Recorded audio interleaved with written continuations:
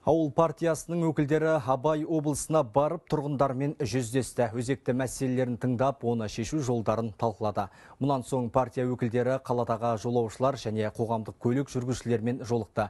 Жалпы Семей қаласында әлеуметтік маңызға ие 40 бағыт бар. 3 автопарк жұмыс істейді. Депутатқа кандидаттар шаһардағы бірқатар қоғамдық көлікке отырып, автобустардың бағытын бажайлап, яғни мән-жайымен танысты. Семейліктердің сайлауға деген көз қарасын біліп, оларға саяси науқанның маңыздылығын түсіндірді. Сайлау мен үшін Қазақстанның экономикасын дамыту үшін маңызды, және де жастарымыздың жарқын болашағы үшін маңызды.